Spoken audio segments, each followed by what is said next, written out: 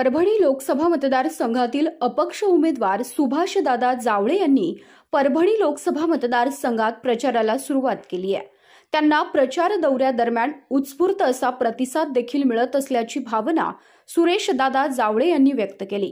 नुकत्याच त्यांनी परभणी लोकसभा मतदारसंघातील गावागावात जाऊन मतदारांच्या भेटीगाठी घेण्यास सुरुवात केली असताना मतदारसंघातील कवडगाव येथे त्यांनी भेट दिली।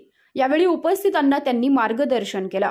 या निवडणुकीच्या रिंगणात आम्ही जे उभे आहोत ते पराभूत होण्यासाठी नाही किंवा निवडून येण्यासाठी नाही, तर आम्ही ही आरक्षणाची चळवळ पुढे नेण्यासाठी आहोत अशी भावना देखील यावेळी त्यांनी व्यक्त केली।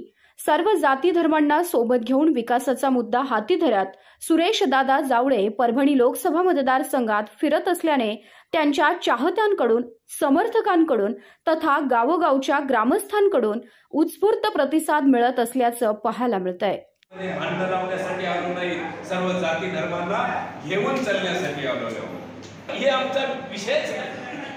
आम्ही या लोकसभेच्या निवडणुकीला आज जे उभा आहोत पराभूत होण्यासाठी किंवा निवडून येण्यासाठी नाही, तर मराठा आरक्षणाचं जे आंदोलन आहे, जी चळवळ आहे, ती चळवळ पुढे चालू ठेवण्यासाठी आणि आंदोलन म्हणून आम्ही या निवडणुकीकडे बघायला गेलो।